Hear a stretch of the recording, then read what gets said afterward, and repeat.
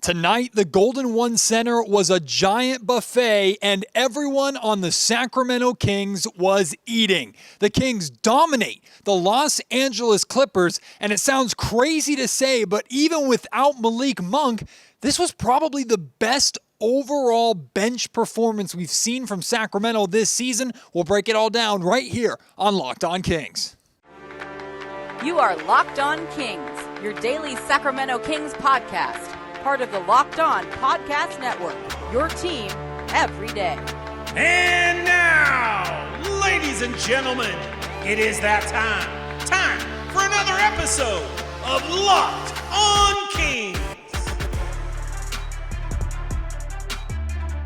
Hello and welcome into Locked On Kings, your podcast hub for Sacramento Kings coverage all season long. My name is Matt George. I have the privilege of being your host here. I'm a Sacramento sports anchor and reporter for ABC 10 News. Man, there's beating LA and then there's the Kings dominating LA, which is what we got tonight. Apparently, this was a rivalry game. I don't know if this was like another rivalry week for the NBA or whatever it was. The Kings were advertising this in the arena as a rivalry game, which I don't necessarily understand that. Apparently the Kings and Warriors on a rivalry. The Kings and Lakers on a rivalry.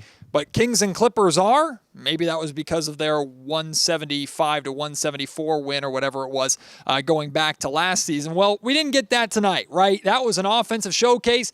Tonight was the exact opposite. The first 3 or 4 minutes of this game were ugly. Neither team could score. The Clippers got to the foul line, shot 10 free throws in the first 5 or 6 minutes of this game. There were turnovers. It was just not a pretty basketball game. I guess you could call it a defensive battle early if you want to look on the positive side of things. But the good news is the Sacramento Kings worked their way out of it.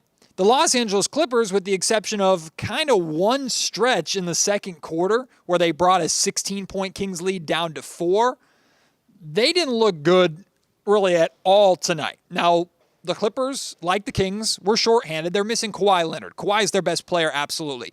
But you still got Paul George. You still got Russell Westbrook. You still got James Harden, who didn't look like he cared to do anything other than pass the ball tonight. You still got good talent on this Clippers roster. So if your reaction to the Kings beating the Utah Jazz the other night was, okay, but it's just the Jazz, right? It's okay, good team win, but they just did it against the Jazz. You can't have that reaction tonight because even shorthanded, this Clippers team is still incredibly dangerous, and the Kings beat them in all facets of this game. I have to start with the bench, right? I have to talk about the Kings bench tonight, and that's with 3 outstanding performances from 3 Kings starters. The big 3 in Sacramento tonight had excellent games. I'm going to have to push that to the next segment of the freaking podcast. That's how important I thought the Kings bench was tonight. Again, like I said in the introduction, it feels crazy to say, and I don't mean this as an insult at all to Malik Monk because we know he's the 6th man of the year. He's the best bench player in the league this year, without a doubt. But as a whole, I thought this was the best and most impactful game from Sacramento's second unit, period. Malik has had massive nights by himself where he's coming in with his assists and his points scored. The Kings have had nights where they score 30 points off the bench, and Malik Monk has 25 of them, right? So I'm not saying that this performance tonight was better than anything Malik Monk has done this season with that second unit. I'm certainly not suggesting that the second unit is better because Malik Monk is not playing with them. So don't even go down that road. What I'm saying is this Kings bench unit came in and I thought not just changed the game, but set the tone that the starters came in and had to keep going with it and pick up, right? It starts, in my opinion, with Trey Lyles. Trey Lyles, to me, and I asked Mike Brown about this before the game started. Trey Lyles, I think now with Monk out, Trey is the captain of the second unit, right? He brings the leadership. He brings hopefully some scoring and some floor spacing, which is very important for that second unit, very important for the Kings offense as a whole. He brings rebounding. He also brings a defensive physicality, a defensive toughness. Trey Lyles is the captain of that second unit. And I say that with full respect to Davion Mitchell, and I'm about to sing the praises of Davion Mitchell here in just a little bit because he absolutely deserves it. I'll get to that in a second. But Trey, I think now is going to be kind of the leader and the guy that is going to captain that second unit for the remainder of this season into the playoffs until Malik Monk returns. And hopefully the Kings are still playing by the time Malik Monk can return. Trey Lyles tonight, 15 points, 6 of 11 shooting from the field, had 3 3-pointers, 4 rebounds, 5 assists, 1 steal, 1 block. Pay attention to that 1 steal, 1 block. That's going to be a theme for tonight for a lot of different Kings players. You're going to hear that over and over and over again for a bunch of different Kings players tonight. But Trey Lyles, all over the stat sheet, made a solid defensive impact, came into the game shooting the ball really well. Back-to-back games where he's had really solid offensive performances off the bench. He had 11 points in the win over Utah, 15 points tonight. These are the first 2 games that Trey Lyles has played for Sacramento in quite some time. And he's come out and made these 2 big offensive impacts with Malik Monk being out. And what I love about Trey Lyles, too, is he was the interview by Scott Moak, Kings PA announcer. You hear him. He's the voice that introduces Locked On Kings every episode. Scott pulls Trey Lyles aside and does like an in-arena interview, and Trey gets to light the beam. And one of the questions that Scott asks Trey is just about how the second unit performed and how this team is performing, period. And one of the first things out of Trey's mouth is accountability, right? We got to hold each other accountable. Trey Lyles is the guy who reportedly was the one who called the players-only meeting earlier on this season before the Kings put together their really, really solid month of March, at least defensively. Trey Lyles is a leader in this locker room. Like I said, he's the captain of the second unit now, but he's a leader, period, on this Kings team.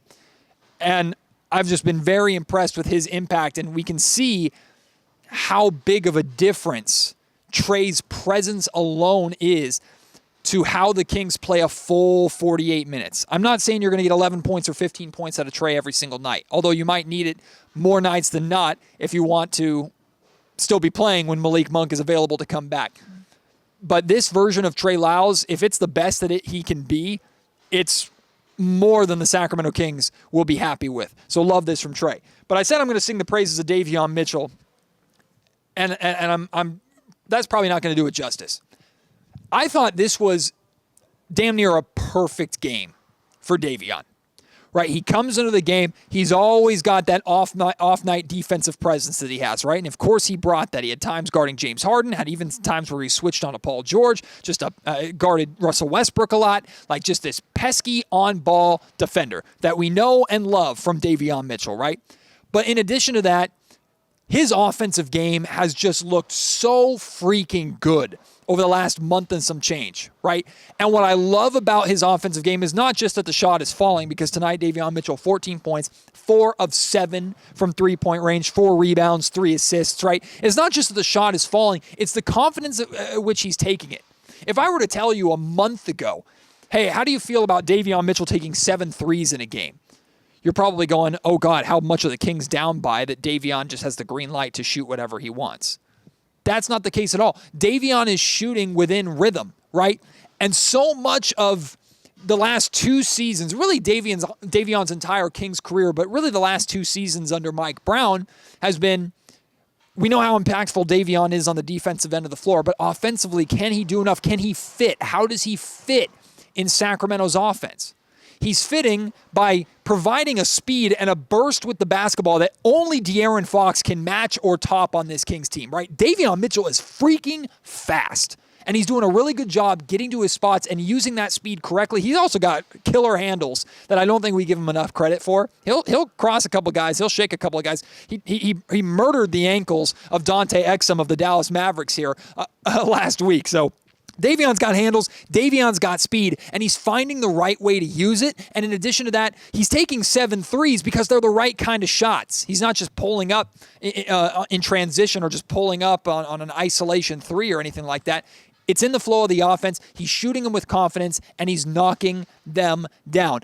Mike Brown is going to give him the green light to take 14 threes, not just 7, if they're in the flow of the offense, if they're spray threes in that way. I thought this was seriously, a near-perfect performance from Davion. You have the points, you have the shooting with confidence, you have the assists, you have some rebounding, you have the great defense on top of it all.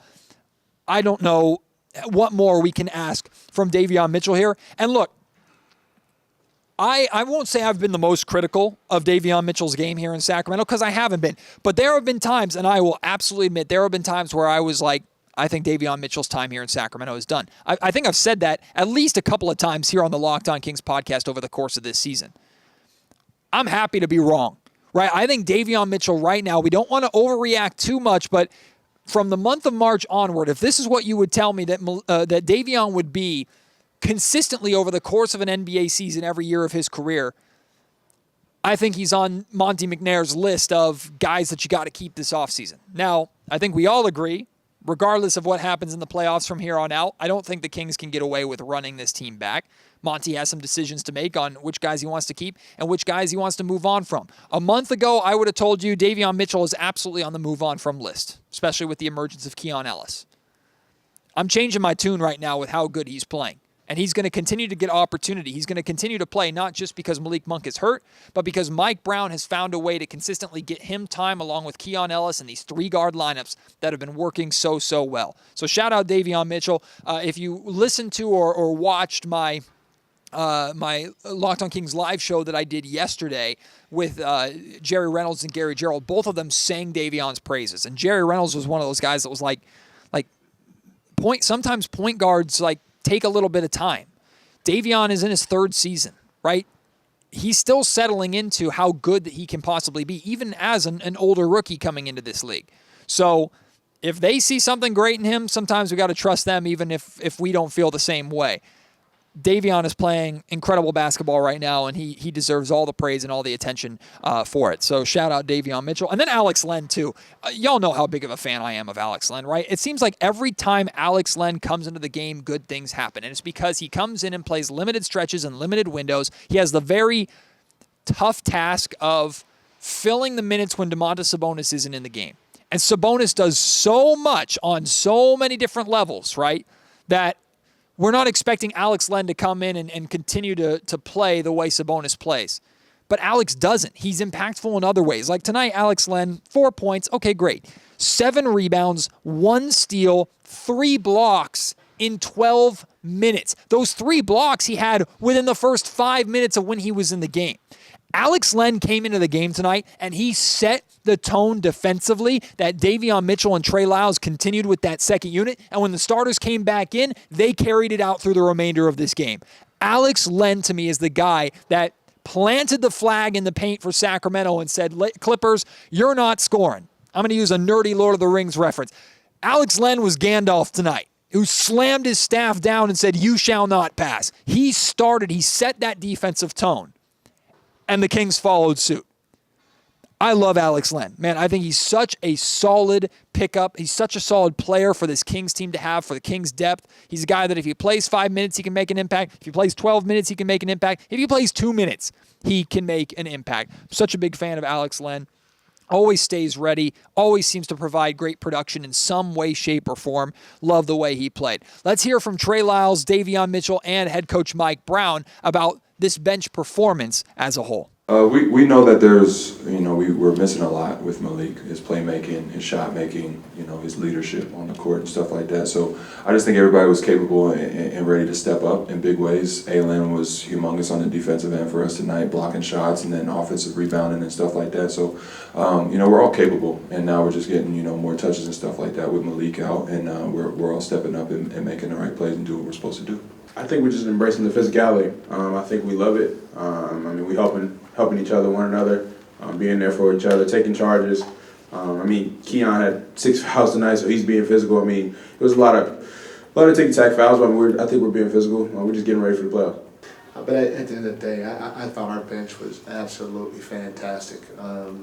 Davion and he's been really good for us. We talk about trying to find the scoring that we're missing with, Kevin being out and with Malik being out. And, Davion, he's taken on a little bit more of the scoring load for us and playmaking load. He's been fantastic on both ends of the floor. Trey, man, he plays so hard, and he's another big body, and, he can shoot the ball, he spaced the floor, but, his 15, Davion's 14, how hard those guys play, how impactful they are defensively. But at the end of the day, freaking Alex Len, man, what a man he was tonight. The 3 blocks, he played 12 minutes, and he was a plus 18 in 12 minutes versus the Clipper team. He impacted the game on both ends of the floor. He just plays the right way. He played a beautiful, beautiful game of basketball in a short amount of time. And talking about 7 rebounds. He had 7 rebounds in those 12 minutes. So he was our DPOG. Fantastic game by him. In addition to how great the Kings bench was, the team as a whole clean swept the war in the trenches. And if you look at a box score, like go to NBA.com and you go to the Kings and Clippers game tonight, you'll see a link that says Game Book. Click on Game Book. And that'll send you to, that'll give you the official box score, which this is what it looks like, right? This is an official NBA box score that they put out. It's kind of hard to see, but at the very bottom there, you'll see like a group of lines. Those are 3 major stats that I call the war in the trenches or the battles in the trenches. These are 3 really important team versus team stats that oftentimes decide a game. And the Kings had a clean sweep of these 3 stats. The first one, points in the paint. The Kings destroyed the Clippers' points in the paint, 46-30. The Clippers shot 15 of 41 in the paint. That's been a big theme for Sacramento. While they've had all this success in the month of March, I think if you include this first game in April with all of March, I think the Kings have held their opponents under 100 points like 5 different times. I would go to bet in all 5 of those games that the Kings were holding their opponents to probably 45 points or less. There have been a handful of games that the Kings have actually lost that they've held opponents under 40 points in the paint. They're figuring out how to do a better job of defending on the interior. We know that hasn't been the biggest weakness of the Kings this season. It's been their perimeter defense and their 3-point defense that's been the biggest problem. But Sacramento is doing a consistent job of defending the paint and making it difficult for teams around the rim. And that shown through tonight, especially with a team that's as loaded with players that can attack the basket as the Clippers are. So you dominate the points in the paint. Then there's second chance points. You dominate that as well. 20-4 in second chance points for the Sacramento Kings. I don't need to say more, right? The Kings destroyed the Clippers on the second chance points. And then in fast break points. I wouldn't call this a destruction because the Kings only had 7 fast break points, but let's call it a shutout. Because the Los Angeles Clippers didn't score a single fast break point this entire game. In fact, they were 0 of 4 in fast break opportunities. So not only did they not score at all in the fast break in transition, they barely got out in transition. And it's not because the Kings shot 60% from the field and there were no opportunities. It's because the Kings defense did an excellent job getting back and defending the Clippers in transition tonight. So a clean sweep in the trenches. The bench plays maybe their best performance of the season. I haven't even talked about the starters yet, but I'll correct that here in just a second. Today's episode of the Locked On Kings podcast is brought to you by my good friends at Sackyard Community Tap House. Shout out Sackyard for giving Locked On Kings a venue to hold our first ever live show. So many of you came out to support not just Sackyard, but support Locked On Kings, to meet Gary Gerald and Jerry Reynolds and spend an hour and 15 minutes with us just talking Kings basketball, getting your questions answered. For all of those who came out, thank you so much. For all of those who watched it when I posted it later on YouTube, thank you so much. That was a dream come true for me in so many ways, not just to sit up there and have that long of a conversation with 2 absolute icons in Sacramento like Jerry and Gary, but to be able to do that and bring Locked On Kings to a live stage and a live setting for all of you that came out to support that, I'm so unbelievably grateful, and it's not possible at all without Sackyard. We've done 2 watch parties at Sackyard, then that live show. It's a great place for you to watch Kings basketball, whether it's postseason or for the remainder of this season. Hey, the Kings are about to go onto the road. Watch those road games at Sackyard. They have an amazing array of beer on tap for you, incredible local wines for you to try as well. Plus, they just opened their brand new food truck. Sackyard has their own food truck. The food is delicious. I tried it yesterday. So many great reasons for you to go and check out Sackyard, your home of the Locked On Kings listener. Tonight's episode of the Locked On Kings podcast is brought to you by PrizePicks. PrizePicks is America's #1 fantasy sports app with over 3 million members, myself included. It's the easiest and most exciting way to get in on the action while you watch your favorite sports and players. You just pick more or less on 2 or more player stats and watch the winnings roll in. Now, I'll be honest, tonight my PrizePicks didn't go too well, despite the Kings playing as well as they did. But that's okay. Just to give you perspective, I've been playing PrizePicks for only about 4 or 5 months this season. And I have won over $720 playing Prize Picks. It is not necessarily easy to win, but there's so many different ways for you to win. You can get creative. So many different players, so many different stat types. You can do play Prize Picks while you're playing with the MLB and the NBA at the same time. A combination of games. They have all sorts of amazing promotions. Like tonight was Taco Tuesday, which means I got a discounted amount of points for Luka Doncic tonight against the Golden State Warriors. Normally he's like at more or less than 33.5 points. Tonight that number was down to 27.5. I took the more on that. So there's so many unbelievably fun and creative ways for you to play and make money on Prize Picks. If you're considering playing, do it. And you're going to get an awesome bonus right out of the gate, because when you download the app today and use code LOCKEDONNBA, you'll get a first deposit match up to $100, meaning you deposit $100, you get $100 on top of it right then and there. You deposit $50, you get $50. It's more money for you to make money on Prize Picks. Pick more, pick less. It's that easy. Sorry, starters. I know 3 of you had fantastic games tonight. Really, that's not fair, because all 5 made important impacts. Harrison Barnes only had 6 points, but there were 2 big threes in the third quarter to help the Kings create separation. Keon Ellis didn't really score tonight. I don't think he scored at all, but had like 7 rebounds as your starting 2 guard. So all 5 starters made positive impacts in this game.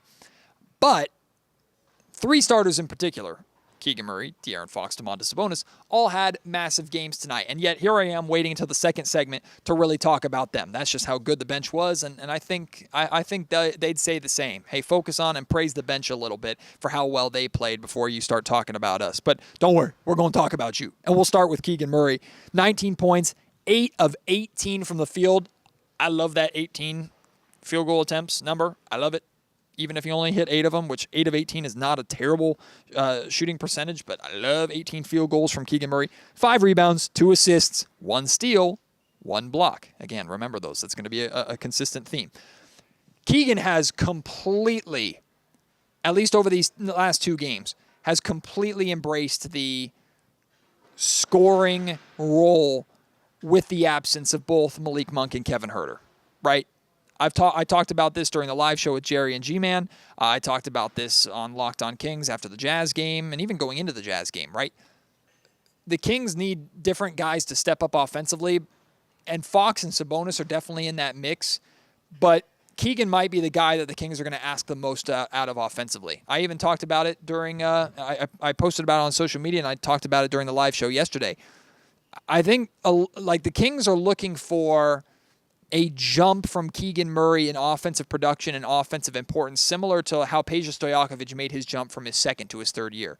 Peja went from 11 points per game to 20 points per game on like 3 or 4 more shot attempts between his second and third year. Now, this is not a direct comparison between Peja and Keegan because they're completely different types of players, but what I mean by this is like the role and the expectation as an offensive player and with the shot attempts and the shot selection as a young player, right? Now, Peja did it in between year 2 and year 3. Keegan Murray's in year 2, and like Jerry Reynolds said yesterday, Keegan Murray has been better than Peja in his first 2 seasons. So, but the Kings are asking for it from Keegan right now. Like, offensively, Keegan, we got to get it right now. And Keegan is in attack mode from the get-go tonight. And he did it on all 3 levels, right? Knocking down threes and those catch-and-shoot threes that he established himself as a catch-and-shoot three-point specialist last season. I know his three-point shooting numbers as a whole have been down this season compared to last year, but he's attacking the basket. He had that nasty poster over Zubats. Ooh, what a nasty poster. Even Malik Monk got hyped on the bench for that one, and Malik normally gives him some pretty low scores on his dunks.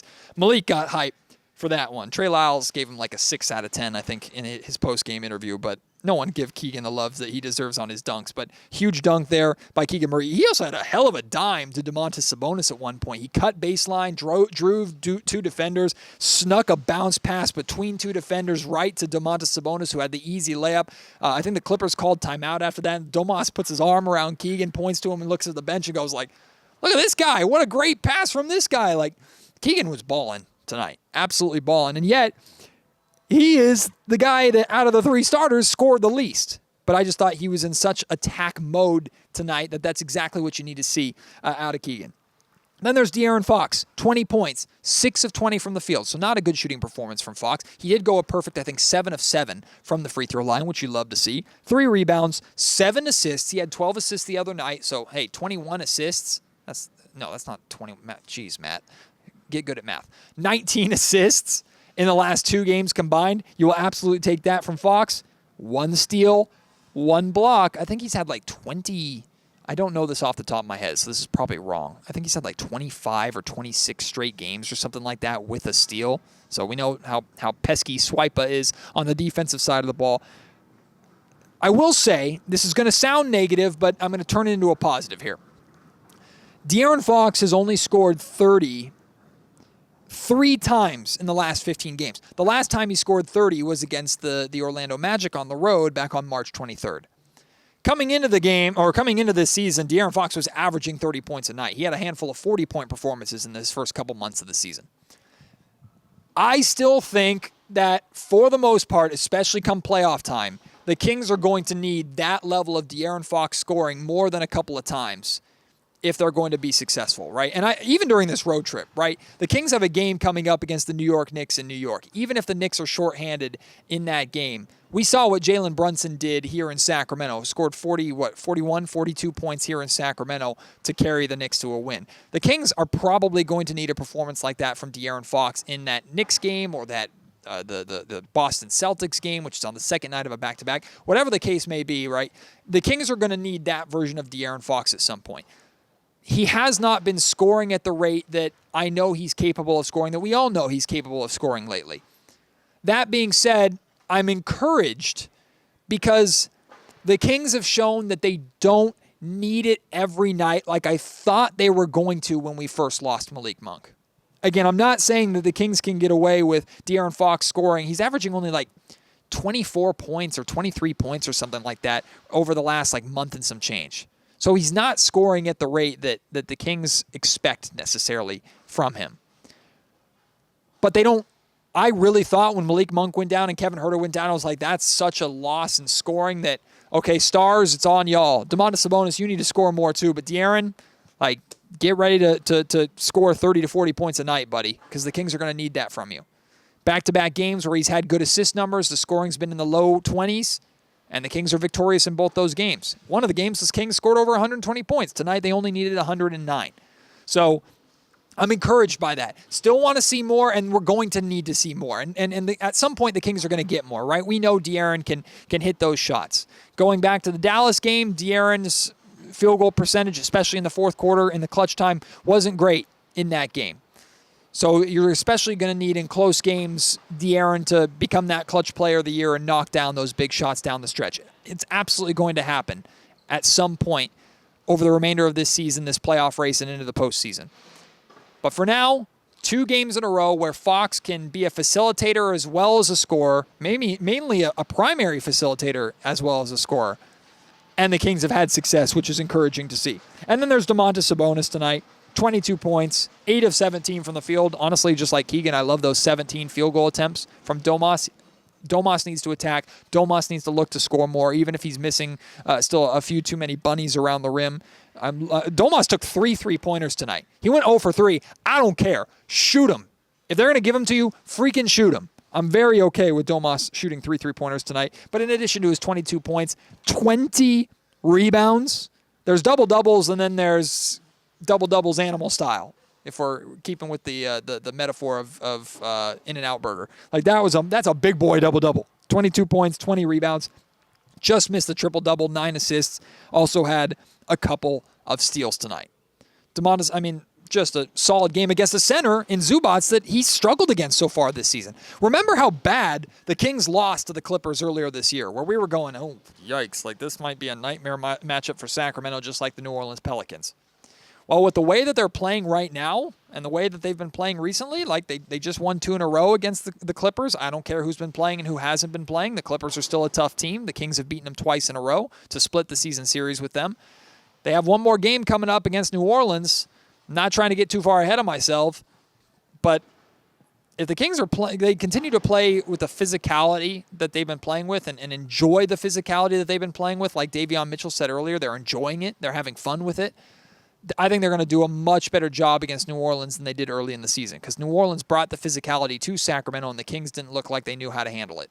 Now the Kings are the ones engaging and embracing the physicality, so you like to see that. But Domantas Sabonis, excellent tonight. And it's important I bring up the Pelicans. It's important I bring up the upcoming schedule, because the Kings are very much still in this race, as crazy as it is. And hey, I'm guilty of kind of thinking maybe the race was pretty much over. The Kings' potential of making it into the playoffs outright was pretty much over and done with after they lost Malik Monk and lost twice in a row to the Dallas Mavericks.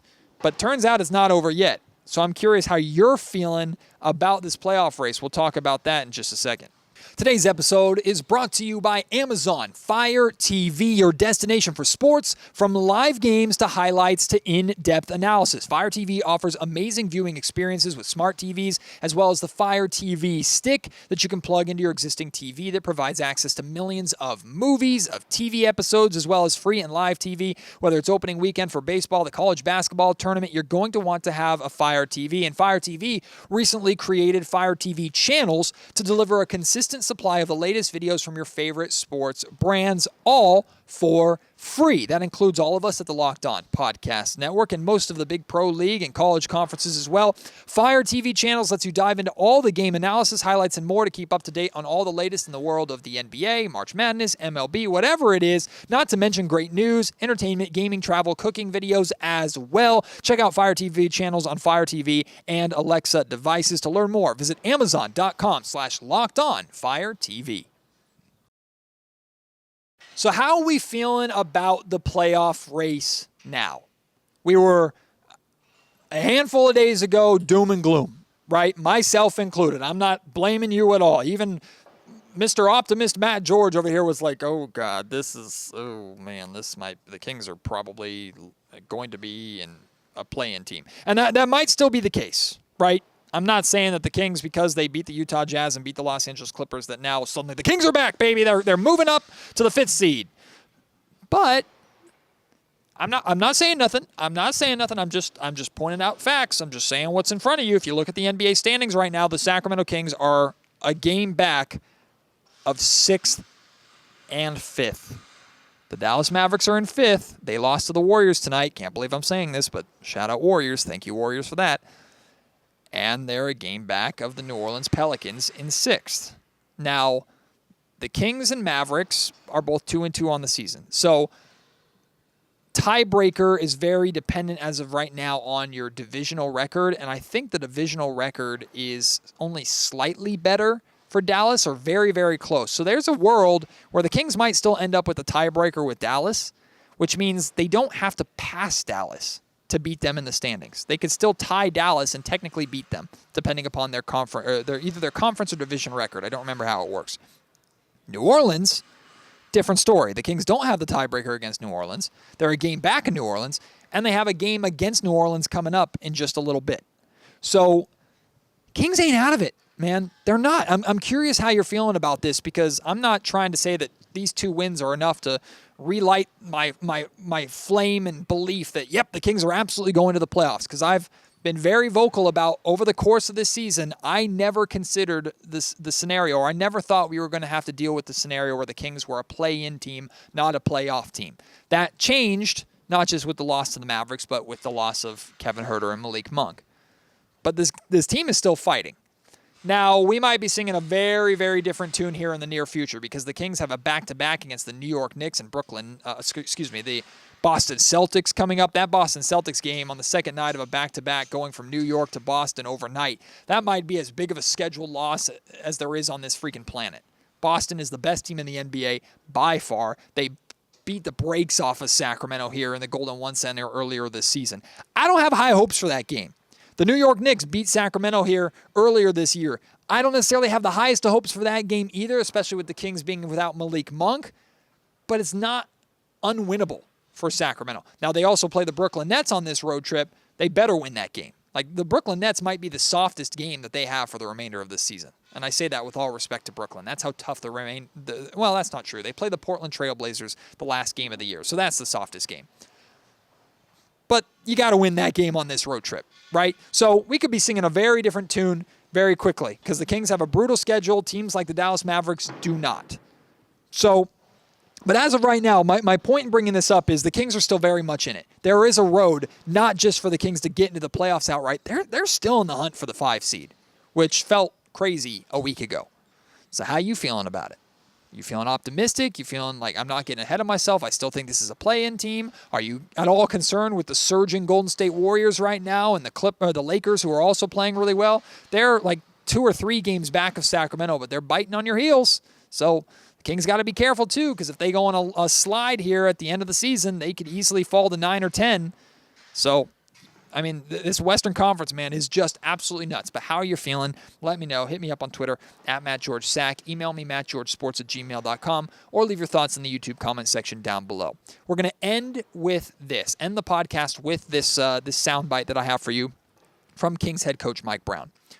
The Kings won 109-95 today. The other night, they won by scoring over 120 points against the Utah Jazz. The Kings' record, I don't remember what it is off the top of my head, but when the Kings score 120 or more points this season, they have like a 90% win percentage, right? This Kings team, when they score a lot of points, they're very, very, very difficult to beat. You know, if you've listened to Locked On Kings consistently this season, how much I've sometimes harped on the offense and said, I get what you're doing on the defense, that's great, that's fine, but offensively, you don't look the same, right? That's your strength, and it's not there, it's not good enough. And Mike has kind of spoken the opposite of that most of the time, or spoken against that. This soundbite from Mike, I think, whether you agree with it or not, it sums up exactly what he's thinking and why he wants the Kings to play and win the way that they did tonight. And he values the wins that they got tonight, not just because it was against the Clippers, but how the Kings won, values that a whole hell of a lot more than the times when they've won scoring 120 points. Listen to this soundbite. We'll end with this. The thing I like about it is this is how you win in the playoffs. You don't win in the playoffs averaging 125 points a game and thinking that's how you're going to win. That's fool's gold. You just look back at the teams in the past that were high-scoring teams. Fun to watch. I enjoyed watching them during the regular season, but they were out after the first round. If they got lucky, maybe the second round. And you just look at the history of NBA champions, I don't think there are many NBA champions that finished outside of the top 10 on the defensive side of the floor in the last 25, 30 years. There might be a couple because there are some exceptions from time to time. But you have to have a balanced team. Your offense has to be pretty good, but your defense has to be exceptional, because when you get to that second, third round, I mean, it is tough. And that shot ain't always go in. Now you go from having media coverage of maybe 15 or 10 people, you got 50, 75 media members watching your every move. You got your family asking for, you got all these expectations. It's crazy. And one thing you have control over is how hard and how physically you play defensively. And if you believe that, you're going to have a chance. And for me, our group is heading in the direction that they need to head in order to have some success come playoff time. It's no guarantee, but I'd rather have more control on the defense. I'd rather have more control for us, knowing that we can defend and knowing that, hey, we got a pretty good chance of scoring. I'd rather have it that way than, oh man, this shot better go in, because it ain't always going to happen. Great stuff there from Mike Brown. Appreciate your support, as always, here at the Locked On Kings podcast. If you could do me a big favor, if you could leave a review for the Locked On Kings podcast on Apple Podcasts or iTunes, it doesn't take a lot of time at all. Hit 5 stars. If you could also take a little bit of time to leave like a custom review there of why you would encourage others to listen to the Locked On Kings podcast, it does more for this show than you realize. I know that's more of like the audio side of things, not the video side. So many of you watch and consume this podcast on YouTube, and I love you so much for that. Continue to subscribe and get involved in the comment section. Turn the notification bell on. I really appreciate that. But even you YouTube watchers, if you could do me a favor, if you have an Apple account, it only takes a couple of minutes. Just head on over to Apple Podcasts. go to Locked On Kings and just leave a quick review there really quick if you can. It goes a long way for the podcast, I'll just say that. So I really appreciate you. Sorry to ask more of it. You already provide and do so much, but I really, really appreciate it. Shout out to all of you that I met here at the Golden One Center tonight. You're awesome. Hey, let's get through this road trip together. After every single Kings game on this road trip, we'll have a Locked On Kings podcast post-game for you, so keep joining me for those, regardless if they win or they lose. The Kings got some momentum right now. We're feeling good after the stinkers against Dallas, so we're feeling good. Let's see if they can keep that up. We're in the home stretch, man. Regular season is coming to an end. The play-in and playoffs are right around the corner. The Kings are very close to outright clinching a play-in spot. Now, that couldn't be 10th, so it's not necessarily the greatest thing, but they're very close. So we're more than likely we're having a postseason of some sort. But hopefully the Kings can skirt the play-in altogether, get us right into the playoffs, and then we can focus on how the Kings can win an opening round of a series so they can get Malik Monk back for that second playoff round. We'll see if they can pull it off. No matter what happens, we'll have it all covered right here on Locked On Kings. Appreciate your support. Can't wait to have you join me on the next episode. Until then, my name is Matt George. You've been listening to the Locked On Kings podcast, part of the Locked On Podcast Network.